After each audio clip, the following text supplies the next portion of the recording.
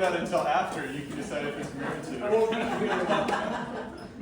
Well, thank you all for coming and showing up. You put your name on the handout, and you don't know if it's going to attract people or drive them off. So maybe we got a little bit of both today. But no, thank you.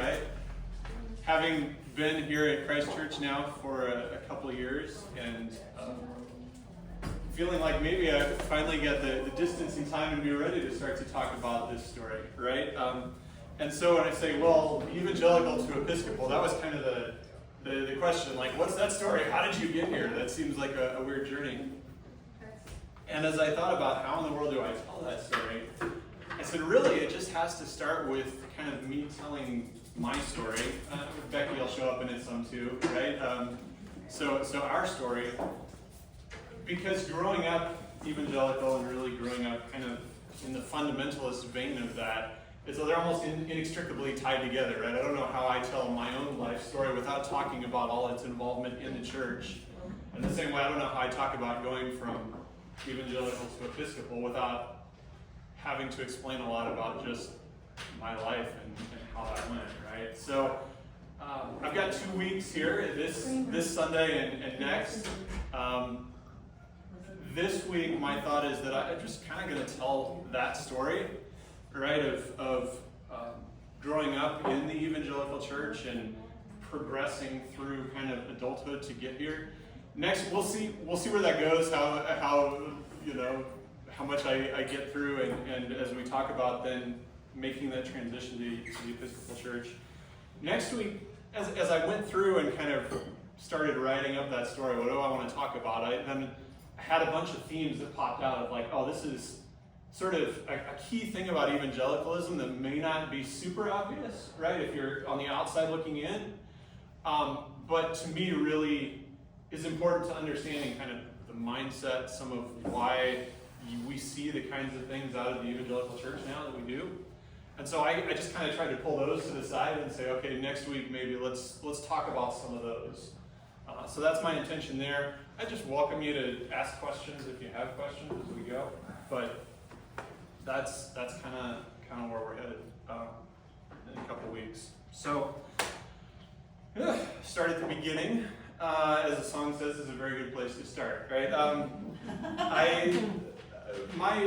My parents, good Midwesterners. My mom's from Iowa. My dad was from Kansas. They both grew up mainline Protestant, Lutheran and Methodist. And then went to college and decided they didn't really care about church anymore, right? As college students can tend to do. Got married. I was born in 1977, which I guess dates me. And my brother was born a couple years later. My first brother. I'm the oldest of 5. And somewhere about 1980, my mom went, these kids, like, we don't go to church, but they need some churching, right? Like, for some reason, there's value to a church education, a religious education, and they need it. So we need to take them somewhere. I don't really know where. We were living in Nebraska. My dad was a high school band director at the time. And so they found an evangelical church in town. I have no idea how they chose a Christian Missionary Alliance church, but that's where they chose. And they went and visited. And that church responded and sent a group, a team over to visit and say, hi, welcome, we're glad you visited. My dad wasn't, I think, super interested, but he was also the stubborn guy who was like, I'm not going to be the man who sits at home on Sunday morning while my wife takes the kids to church. If she's going with them, I'm going with them. And so he came along, and a couple weeks later, heard an evangelistic message there and raised his hand and said, yep, okay, you got me. Those are his words. This is the way he'd always tell the story. Okay, you got me, right? And had really a born-again experience, you describe it, right? And that kind of was the start. That was 1980. And in the succeeding years, so my dad never did anything halfway. If he was in, he was all in. And so as he looked to be like, well, what does it mean to really follow, I won't even say at that point it was follow Jesus. It was really follow the Bible, the real evangelical focus on the Bible, right? What does it mean to live biblically? What does that look like? Took us and our family from kind of maybe basic or mainstream even, mainstream. say more traditional evangelical church, right, into various levels of very conservative, fundamentalist churches. Took them from, mom and dad both started as educators and public school teachers. Left that for whatever reasons, got very convinced that homeschooling was the only right answer for your family, right? Got excited enough about that Dad got kind of unwelcome at the first church we were at because he was being so pushy about everybody needed a homeschool. And so then we ended up in various, groups of homeschoolers of I'd say increasing levels of conservatism, right? To the point where they were very fundamentalist, very patriarchal, right? To the point of, I remember visiting, I wasn't really enjoying this place, but driving like 40 minutes to where there was a Sunday morning gathering where they took that verse about women being silent so seriously that when, so they didn't, so they didn't have pre-planned hymns, right? The way they chose hymns to sing was when it was time to sing hymns, you flip through the book, and if somebody wanted to sing one, they'd call out a number, and okay, we'd sing that one. But if a woman had a hymn she wanted to sing, she had to poke her husband and say, hey, ask for that number, right? So that was the level of kind of like fundamentalism we were at there. And that one was a little scary in retrospect.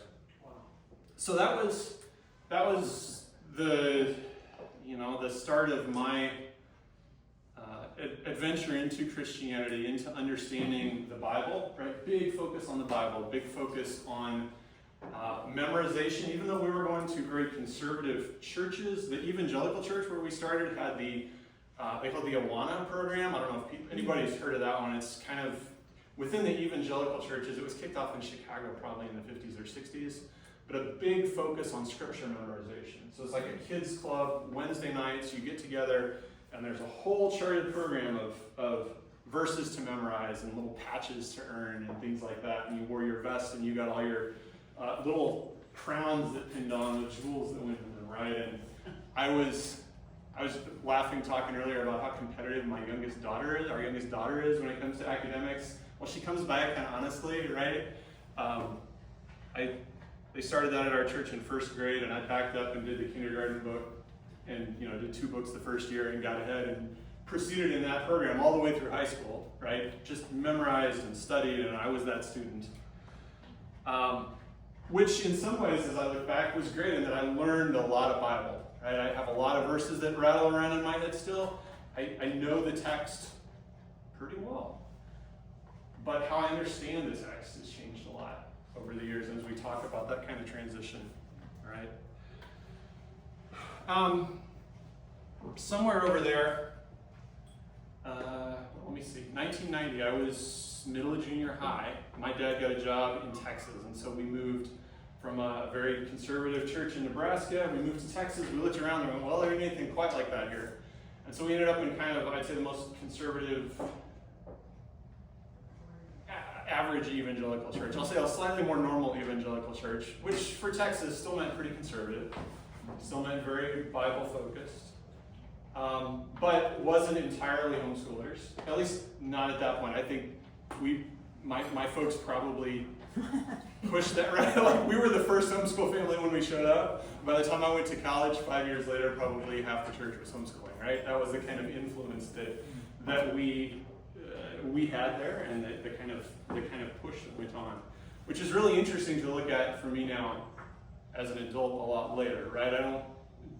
You don't make sense of it all when you're a teenager just growing up living in it, but that's how I learned it, and that's kind of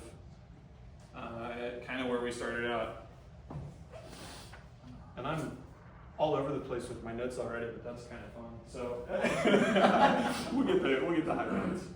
I continued as that model student, being also homeschooled, right? All of my social interaction, as well as church interaction, was based around the church, right? I was homeschooled. My homeschooled kid friends, such as they were, mostly also went to my church, right? My social interaction wasn't school activities like at the high school. It was Wednesday night youth group, and it was Sunday morning Sunday school, and it was basically any other time the church was open, because my schedule was more flexible. I could show up. If there was a thing that went on, I could be there for it. Some of that was great. Some of that, in retrospect, wasn't so great, right? But that was the environment that it was just all built around the church. And I'll say thematically, as I look at it, as I look at future experiences that we get to when I tell this story, that's a really ongoing theme of all of life being structured around that church community, which is awesome until the second it's not. Until the second that maybe you become unacceptable in that community, right? Or you cross a community norm. Or you ask a question that the community says you shouldn't question, right? And then all of a sudden, it's almost like you don't exist. And so then not only do you not exist for your church, but that's your whole community. That's your whole social interaction. I'm getting ahead of myself there, right? But that's the pattern that's established even as a student, as a youth, and how it carries on. So, briefly, Becky could tell all of her own stories, and I wrote down half a dozen bullet points, and she looked at them and went, yeah, that's a reasonable way to kind of tell my part of the story, right? She also grew up very conservative, evangelical. Her folks had a similar kind of early adulthood, I think, salvation experience. Their view towards then, how we're going to go serve God was a call to the mission field. And so they took that, Becky was born in Texas while they were down at a language school in Texas, thinking they were going to learn Spanish, I think, and go to South America maybe with the Bible translators, right? So they were with Wycliffe Bible translators. They ended up going to Indonesia instead, so they were there. Becky spent a couple of years in elementary school in Indonesia. But the seriousness of that commitment, again, to mission and to that ministry, when they got the call that said, hey, all your paperwork's approved and it's time to go overseas, one of Becky's older sisters had a wedding planned, right? And her parents had to make the choice, do we take the paperwork and go overseas for the mission, or do we stick around for our daughter's wedding? And they went to Indonesia, right? And their relationship with their daughter was never the same. And 40 years later, right? That's still a contentious point. But that was the level of commitment, of devotion, right? Of what is Jesus? What do we think Jesus calls us to in that environment? Becky, then they came back from Indonesia. People had health issues. They needed medical care in the States. They lived on the mission base outside of Charlotte, North Carolina. So good old, Bible Belt South. She went to very conservative Christian schools then growing up. Played softball, but the softball team had to wear culottes when you played. You couldn't wear shorts, right? It was one of those. So then we both, where our individual stories kind of become our story, we both ended up at a school called LeTourneau University, which itself is a conservative evangelical college. Oddly, an engineering school, right? And this is kind of the fun, where some things turned out okay. I'll say in the end, lots of things have turned out okay, right? But this was, of all the conservative colleges we could have gone to, LeTourneau was is still a high-quality technical school. It was founded by a conservative Christian man who was also an inventor and an industrialist and wanted to start a technical school. And so bought an army hospital that was decommissioned after World War II that was a mile up the street from one of his factories in Texas, and started a tech school for GIs, which turned into a school that focused on engineering and aviation, but still a very conservative Christian school. right? You had mandatory chapel 3 days a week. You had to take 12 credits of Bible to graduate, even with an engineering degree. The dorms were, there's no such thing as a co-ed dorm, right? You could have a person of the opposite gender in the dorm. I think visiting hours were like 2 hours on Friday night and an hour and a half on Sunday afternoon. And otherwise, if you were caught in the dorm of the opposite gender, you were probably getting sent home. But there were women students. There were women students. At the time, some in it, well, she was one of them, yeah. At the time, the advertised ratio was what, 5 to 1? No, I think it was 6 to 1. 6 to 1. If you asked admissions what the ratio was, it was, 5, 6 to 1, right? Men to women at the school.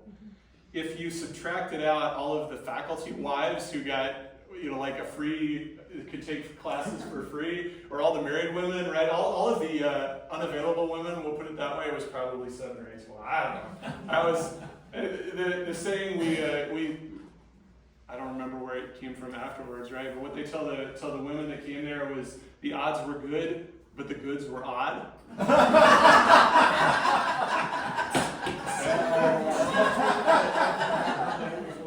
Yeah, it's true. Becky and I are both, I'd say, good rule followers. Right? That was, I'd say for me as the first, I'd always written it off as the first child instinct. She's the youngest, but she's got enough distance. She's probably practically a first child or an only child. But either way, we're both good rule followers. Like, so important to us to do the right thing. It's just built into the personality, right? So we went to this evangelical school.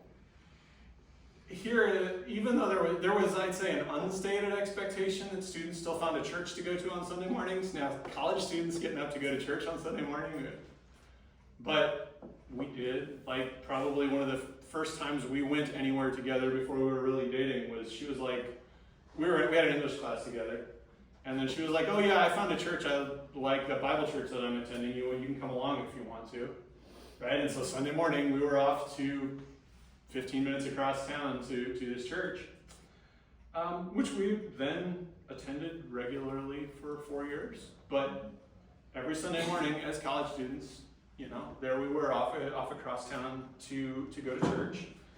I quickly got involved in music ministry there, my third year. I was in music on campus the first couple of years, and then those conflicted, and I'm like, I'd rather play with the church band. And so then it was showing up at 7:15 for band rehearsal before the 9 o'clock service, or the 8:30 service, right? That worship band was all college students for the early service. I don't know why we planned that in retrospect. That seems really backwards. And we were powered by glazed donuts and Coca-Cola pretty much every Sunday. That was how we did it. And it was wonderful, right? And it was, most of my life since has been engineer during the week and church musician on the weekend. And I love it. But that was us. So we got married after our third year of college, right? We were both 21. I'd say that's a very normal pattern in the homeschooling evangelical circles, is get married early, right? A lot of that focus is because of the purity culture focus.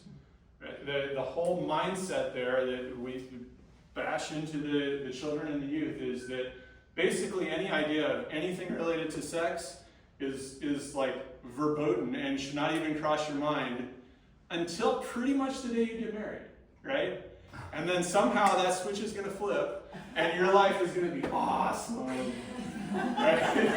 Somehow, right? But God forbid you're 16 or 17 or 18 and think that you have romantic or physical interest in someone. That right? sounds like Book of Mormon to me.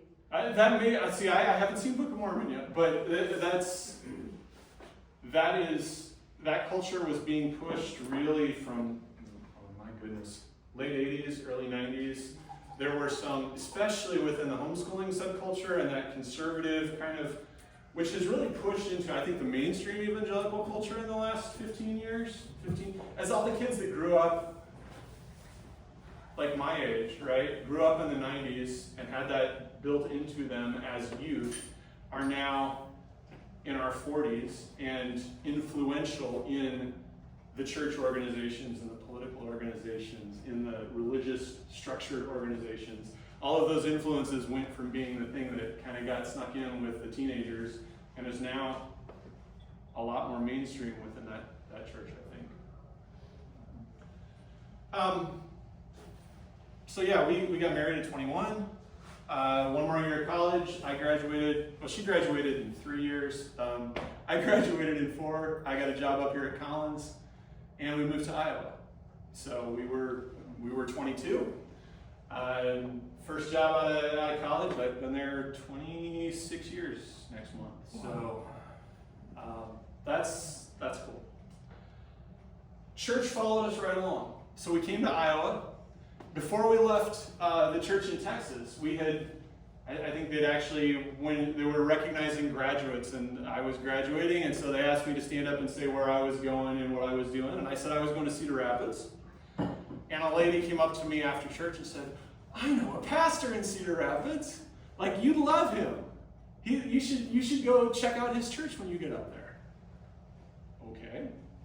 Right? Well, and then turns out on the back end, she also called her pastor friend up here and said, hey, Richard, there's a kid I'm sending up your way. He's a good musician. Like, pay attention. And so we went and visited this church. It was Norridge Baptist Church, right? So over kind of where the credit union used to be and the tennis courts and the pool over in the Norridge neighborhood. We visited. Maybe we visited 1 or 2 other places, but again, then he spotted us, and I don't fault this guy. I'm friends with this guy, right? But there was very much this is somebody we want to pull in, and so we became conservative Baptists. I don't know that we knew anything about conservative Baptists, but that was where we landed, and we were very quickly again drawn into that community, and it was again structuring your whole life around your church community. We were about the age of the pastor's kids. We very quickly became just kind of part of the family, right? I remember New Year's Eve, Y2K, so we were been there 6 months, right? Everybody's like, is the world going to end? Well, we spent the night, we were invited up for New Year's Eve to hang out at his home. His kids were there, maybe a couple other family members, spent the night up there just to hang out and do New Year's Eve. So we were very quickly drawn into that. And I was very quickly, again, drawn into music. The joke later on was when I showed up as 22 and young and ambitious and whatever, I said, I want to find a church where they need help with their music, because I wanted to jump in and do music. By the time we got to the next church, I was like, I want to find a church where they don't need any help with the music, right? Yeah, that didn't keep me away from it, but we'll get there. But again, being a good student, being ambitious, being all of those things, I went from, we joined a church to, I was helping play the piano for worship, to I was in charge of the music ministry, to I was in formal leadership roles, right? They had a deacon and elder structure there, and so then I was 25 and was a deacon and was supposed to be, not in the serious ordained deacon role that we have in the Episcopal Church, as I look at Melody in the back, but very much just like, hey, here's some people who it looks like will we can trust to be responsible for things and would take some care of other people, and can we get them involved, right? And so I was in that kind of a role there, and again, building my community around those people. I was always interested in study and in theology and in those kinds of questions, and so thought I was trying to seek out other people who were interested in having those discussions. And turned out that was usually only probably the pastors, because who else really is interested in sitting and reading theology and talking about those kinds of things on the regular? Maybe there's some other people out here that are in the lay field that really are, and I've just never run across them in my life. But right, it was easier to go, oh, there's the pastor, he'll talk to me about it. whether he wanted to or whether he just couldn't shut me up, I don't know, right? But that was where we were. So that, we started there in 99. We were fresh out of college. We had no children. By the time we get to 2007, so we'd been there 8 years, we had 2 kids. I was still busily working at Collins. I was not only leading the worship ministry, also serving in leadership roles, and starting to hit burnout cycle, right? It was like, how do I keep doing this? My plate keeps getting fuller. I don't have the energy. I don't have the time. And went through a few cycles of I'd express those concerns. The pastor would go, yeah, I hear you. Let's see what we can get off your plate. And like 3 months later, we'd be right back there having that conversation again, right? And finally we went, okay, I don't know how in the world I get out of this other than just heartbreak. Now, in the brilliance of my 30-year-old mind at the time, well, that pastor was also thinking about starting another church. So here in Cedar Rapids, there's the Central Park Presbyterian building on like 15th and B Avenue, kind of downtown. And that Presbyterian church was in the process of merging with another, or they were folding congregations together, and started at Echo Hill, way up on the north side, and the Central Park building was going to be empty. And so in the best evangelical entrepreneurial spirit, right, this guy said, let's talk about entrepreneurialism next week. To me, that's a huge theme within evangelicalism, is like this self-start, go do it. Said, hey, there's a church building available. There's a neighborhood that doesn't really have a church. Maybe we should go start a church down there. So, silly me, I'm like, okay, I'm already overloaded. How am I going to make a break? Well, sure, let me go help with that instead.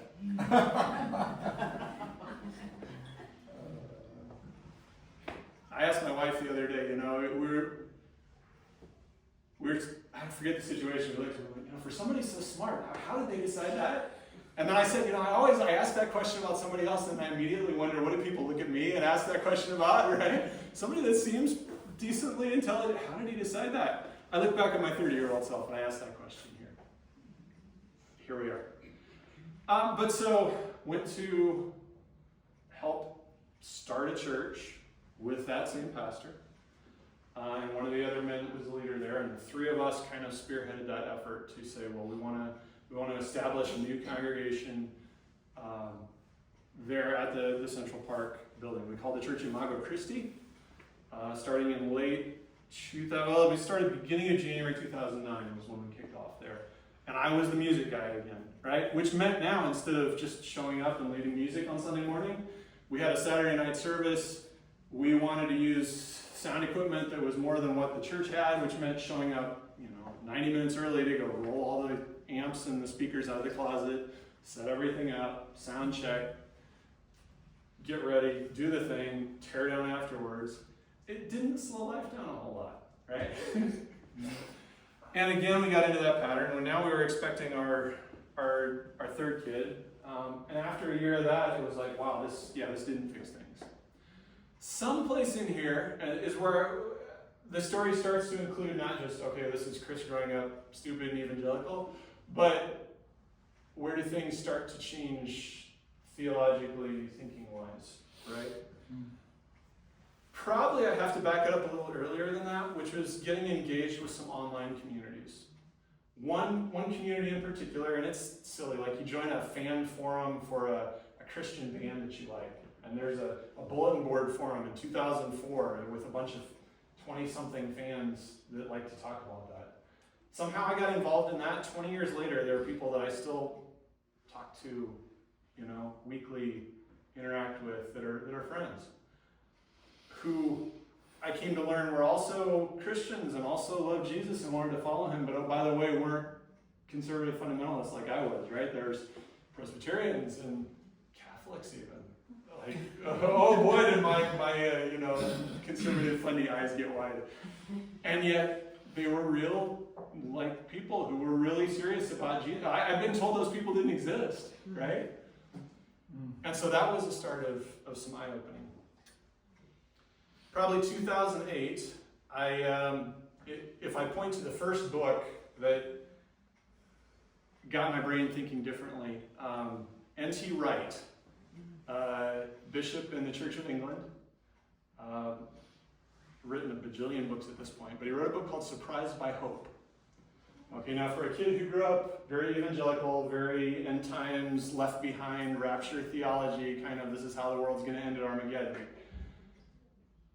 I knew enough about N.T. Wright to know that he was respected as a theologian. This wasn't some guy you could easily write off.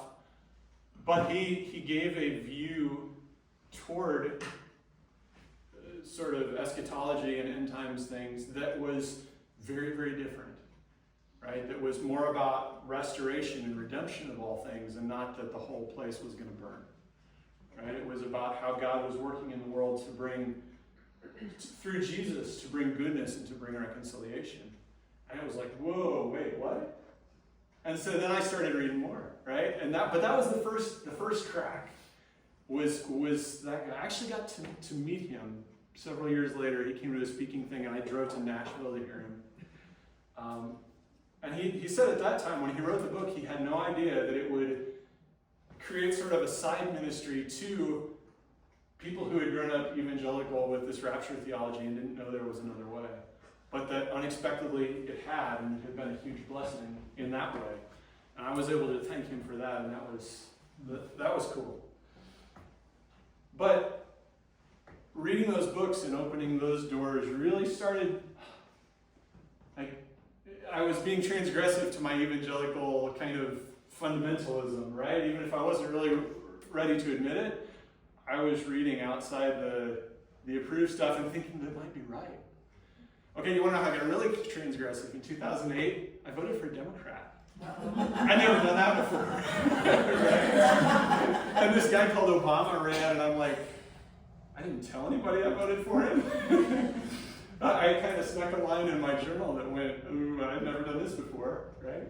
So there were things that were starting to change. But it was really hard to, within your community, right, to talk about that, to ask those questions. Even within your family. I love my family dearly, right? I'm the oldest of 5 kids.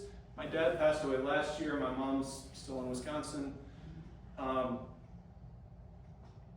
As a family, we're still pretty slow on some of these things. A couple of my siblings have taken similar journeys to me. My dad was on a similar journey to me. My mom and a couple of my other siblings, not so much, right? And it makes strain. It really does. And I hope that we continue to work through that and get there, but it has made some discussions challenging. So, okay, another church, another year of like, oh, by the way, being involved this way when you have 3, well, a 3rd kid on the way, and you're working a full-time job, and you're trying to do a church thing all the time, yeah, it still doesn't work. So, where do we go look next, right? Here's where we ended up in the Evangelical Free Church that Frank mentioned when he introduced me. We visited around some. I was already at the point where I knew that there were some things I was going to try and avoid theologically, particularly like the big focus on end times, left behind Armageddon kind of theology, right? And I could go look at some churches' websites and go, oh, the one conference you run every year is an end times theology conference. I'm probably not interested in your church. But I was still very interested in the evangelical theology and in the even a lot of like the gender role things that I was all built into me. So we ended up, after visiting around a little bit, at Stonebridge Evangelical Free, which is down southwest side of town, Stony Point neighborhood. That was the place where it was a larger church, they had an established music ministry. I could walk in and go, okay, they don't need me on day one. They have a full-time worship pastor. Follow the same patterns, right? As I look back on this, I see, well, those are the patterns. This is how I learned to engage, how I engaged when I was a kid in those churches, how I continue to engage as an adult here. Got involved in the music because music wasn't leaving me. That was still my thing. Made friends with those pastors again. Got involved in various roles. We had our 3rd kid. The kids were engaged in the children's ministries there. I was involved in music. I was showing up, again, 7:45 for music rehearsal, except now I was bringing a couple little kids along with me because I couldn't stick Becky with all of them to bring them along for 9 o'clock, right? So Laura and Anna and both would be come along and sitting back and eat a donut and maybe even dance to the music backstage. There was a phase where that was a thing they liked to do. But again, went through that cycle of overcommitment and those things, right? And at the same point, really started to wrestle with the theology. So here's where I'm like, I start to listen, and where that church and a lot of the teaching became very, so first I'll describe it as Calvinist influenced, and I want to acknowledge some nuance there because I'll hear a lot of sort of traditionally trained Calvinists will say, that's not what John Calvin actually intended when he wrote a lot of that, and I haven't studied Calvin in the text enough to form a good opinion on that, right? But a lot of what I heard in that vein, in that evangelical church, and in the whole grouping of churches is a very determinist sort of teaching, right? That everything that happens is because God intends for it to happen. If you have cancer, God wanted you to have that cancer. Your suffering is there for you to learn from and for those around from you to learn from, and ultimately somehow for God's glory. Right? And that was just that came through really hard, and I struggled with that. Right? There were things with how they approached the Bible. We'll talk about biblicism probably next week, right? But I started to become aware of how willing they were to cherry pick and how literalist they chose to interpret things. I even went back to the Awana Club and all the verses I memorized growing up, right? And I started to look at how those were extracted, and we the sequence of verses that kids memorized, and it was what in the evangelical thing we call the Romans Road, right? It was a series of verses out of Romans. All have sinned and fallen short of the glory of God. The wages of sin is death, but the gift of God is eternal life. In Romans 10, if you confess with your mouth that Jesus is Lord, blah, blah, blah, you'll be saved, right? There's this whole sequence of you learn little verse extracts that sort of lay out this pattern of salvation for you. One of them we learned along the way, and I'm sure the first time I learned the little extract of the verse, is it Galatians, Colossians? I wrote it down here somewhere, right? But the verse that we learned said, "It is appointed unto man once to die, and after that the judgment." And the meaning super clear in the context as you're the kid memorizing it. You're going to die, and if you're not straight with God first, be afraid of where you're going to end up, right? So get right with God now. And it was sitting, even in that evangelical church, I don't remember, we were reading that whole passage one day, and in, I think it's Colossians, right? But if you read the whole sweep, the whole paragraph, it's like Jesus came and did this redemptive work. And yeah, it's appointed man wants to die, and after that the judgment, but Jesus is coming back not to deal with sin, but to save. And I was like, wait a second, you just turned that fragment on its head, right? I've learned this verse 30 years ago, that it was about, you better get right with Jesus now, buddy. And it's like, no, Jesus isn't coming to beat you up. Jesus is coming back to redeem and to save. It's like, wait a second. Like the people that put that together knew exactly what they were doing when they pulled that verse there. And I'm only realizing it 30 years later. Like, what else about how we understand the Bible and how I think about these things is worth thinking about some more? And then, so one day, me being the online guy and social media and forums and all that, so I don't remember why I'm thinking about it one night, but then I post on Twitter, back when Twitter was still safe, something about trying to understand, like, how do people think about interpreting the Old Testament texts? I grew up funny, right? You interpret Genesis 1 literally. God created the world in 6 24-hour days, right?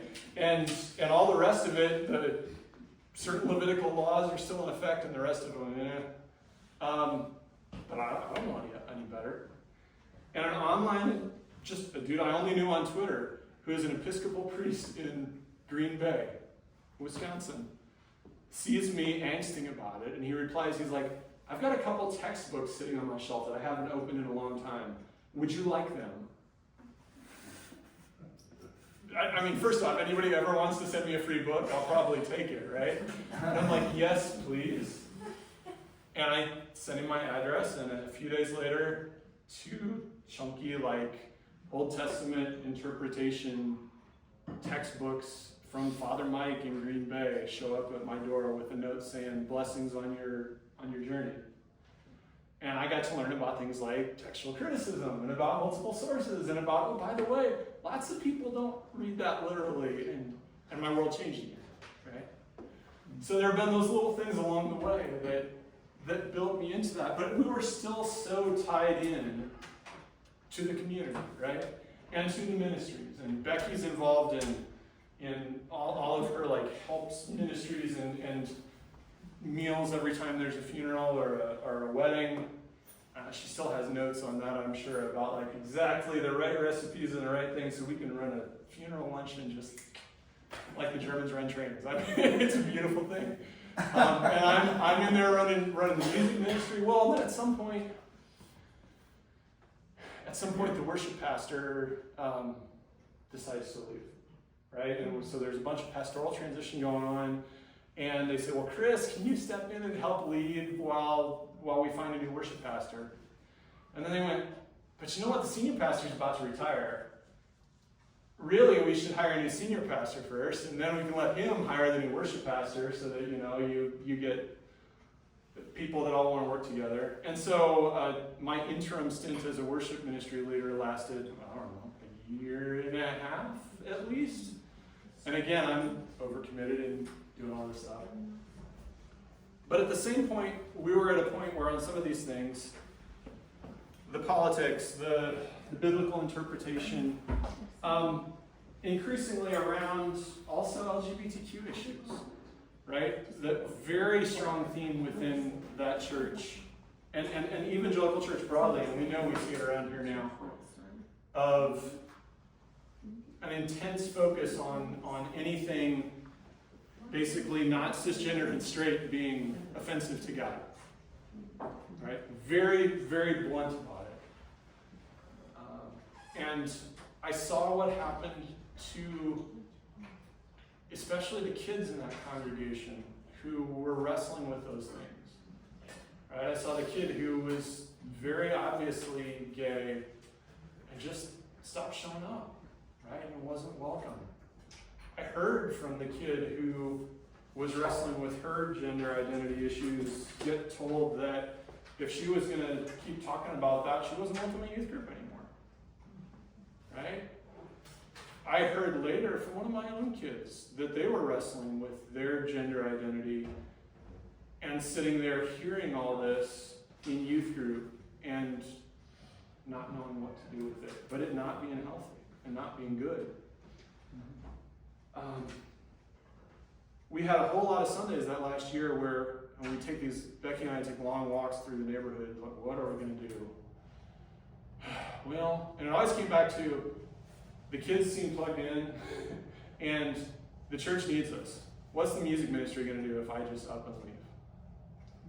And that was always where we got back to. And, oh man, train of thought just disappeared. It was those things. But then every Sunday morning, we'd go to church. We'd spend all morning in church because that'd be music for 2 services.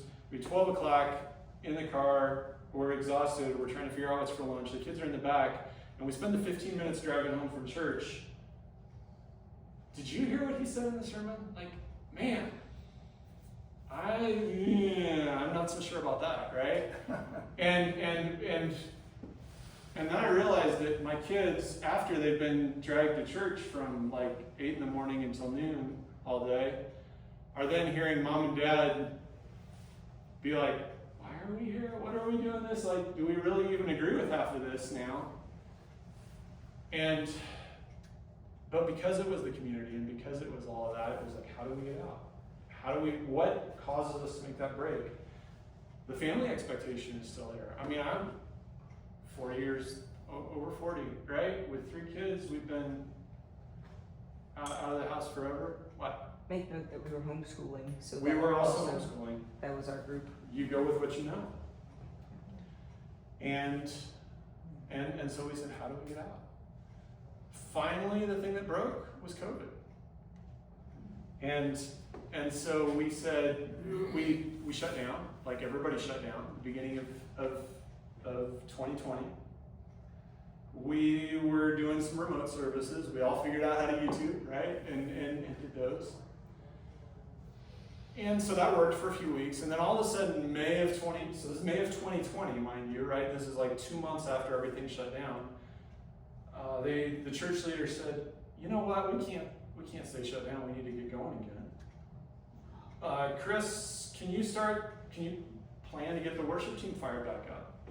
We're going to have full services, like invite the congregation in. We want a full worship band. We want full music sets. We're going to have congregational singing. We're not going to require masking. By the way, most of the people probably aren't going to wear masks. Right? And that, to me, this is only 2 months in. This is way pre-vaccinations, pre-anything, right? I'm like, I can't do that, right? I cannot, in good conscience, based on what I understand, go off and lead that band and lead that environment and be in it. I just can't. And I'm still not sure whether that was really truly the straw that broke the camel's back or whether that was finally just a good enough excuse. Right? But that was where we said, nope, sorry. And didn't go back. That was May of 2020. And we didn't darken the door of a church for 3 years after that. I think I had, talk about community that is right there with you until you cross the line. I think I had one text from a church person after we left there. We were there 12 years. We were involved in tons of stuff. That was really hard. Where God was incredibly faithful and we were incredibly helped in the interim was with, again, some online community, people that we knew but we weren't geographically close to. Friends that I had made as friends of actually somebody from that original band fan forum 20 years ago, right? And over the years had met in person. I was sharing with one of them our situation, and she was like, well, we have our little Zoom church that we're having on Monday nights. Do you want to join? Here's the link. And it was anywhere between 6 and 10, maybe as many as a dozen, led by a woman who's a Presbyterian pastor. And I'd say all people who are in similar kinds of seeking or discontented veins, pretty much all of whom had some gender nonconforming family member who they were also unwelcome at their church because of embracing their family member rather than booting them, right? And so that for at least a year and a half was our regular weekly Zoom call. We wrote a little scripture, we talked about it, we shared needs with each other. We were a community that way, even though most of them were in Alabama and we were in Iowa. It worked out pretty well. I think we knew eventually we wanted to come back and find a church. Having grown up in that for 40 some years, you don't just go, well, suddenly that's not my thing anymore. I will say that though we did find in that time away, we learned a lot more about what it meant to interact with the community, to start to build community and relationships outside of it just being the church that you attended, right? Becky was getting involved in volunteer opportunities with like Critter Crusaders, her animal care charity thing that she helps with. I got involved in the Hiawatha community. I joined the library board and I started umpiring softball in the softball league in the summer and things like that. And then of course the derecho happened in 2020 and we had 2 weeks without power where we got to know our neighbors better than we'd ever known. Like we lived next to these people for 20 years, or 15, I guess, at that point. But all of a sudden, we got to know them way better than we ever did before because we were out there day after day, cutting wood and carrying wood and cooking on a fire and, sitting at the lunch or at the end of the day with the beer and going, oh, it's another day of a lot more work than I ever expected to do, right?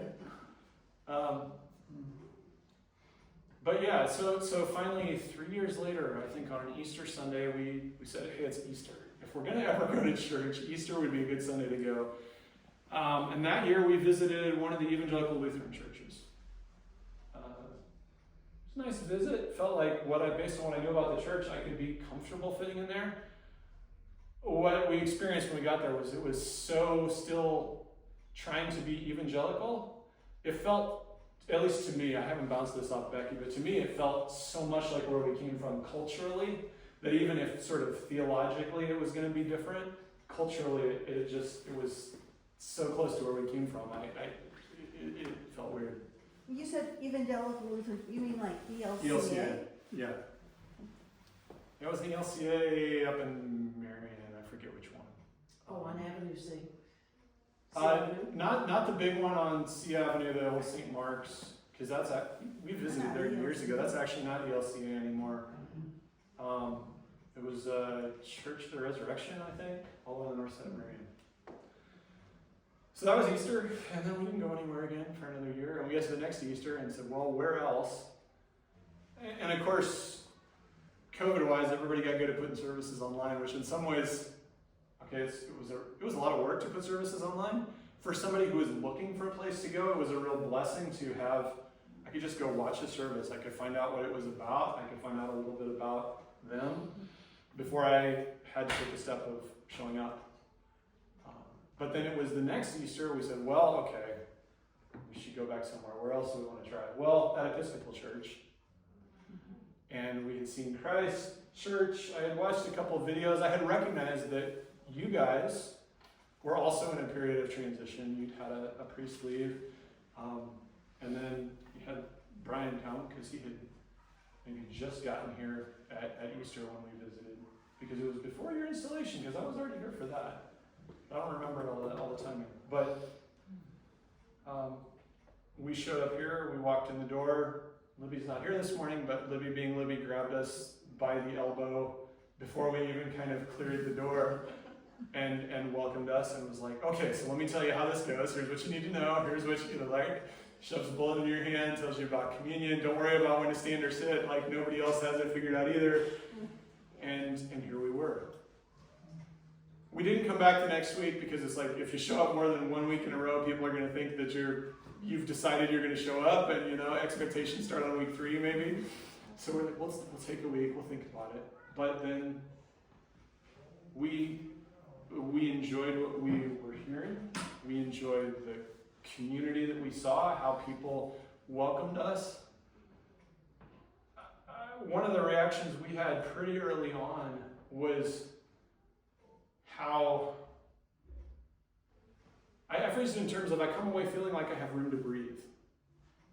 And I didn't realize that I didn't have that at my old churches, at how constricting that environment was around the expectations that weren't even necessarily levied on you, but that were not explicitly levied on you, right? But that you were going to conform to that culture, to those theological expectations, to those political expectations, all of that. And got here and went, oh, there's room. There's room in so many ways. My kids have come maybe once or twice, and we made the decision really early on that they were too old for us to require anything of them anymore. But we wanted to be a place where if they wanted to come, they knew they'd be welcome. And it became very clear very quickly that this was a place where they would be. And that was wonderful too, right? I think the way I jokingly posted it on social media not too long afterwards was the Episcopal Church, where you can love Jesus and your trans kid. And it seems just like amazing to me, right? Because I never saw that in places I was before. That's a long monologue of me telling a story. I appreciate you all sitting here and just listening to a guy talk, right? I have only kind of bumped across some of the issues that actually drew us from one place to another. How many of those are personal to me versus how many of those could be more broadly applied? I don't know, because it's my story, right? I want to be careful here, and the disclaimers I had written at the beginning of my script I get to at the end, right? Like I said here, we still have lots of friends and family that are part of the Evangelical Church, who we love dearly. And some of this has made some stuff harder. I don't want to claim that all the answers I've arrived at the moment are still the right ones, right? Or that theirs are all the wrong ones. We're all in that process of figuring that road out. This is how God has led us here and how our journey has got us to here. I'm excited to see where it continues to go. But I'm really blessed by even the short time we've had here so far, and look forward to it continuing and seeing what God continues to do with us and then with this whole community. Right? So I think I'm going to leave the rest of it. I got some other stuff on those pages, but some of the specific issues and topics, let's just run with those next week. That'll be a kind of nice way to cut it off. We're almost at 10 o'clock. If y'all have any questions or things you want to talk about, we can talk about those for a few minutes, but otherwise, thank you, and we'll get ready for service. So you work as an engineer in a thing that's heavily, it's important to get it right. it better be right. Yep.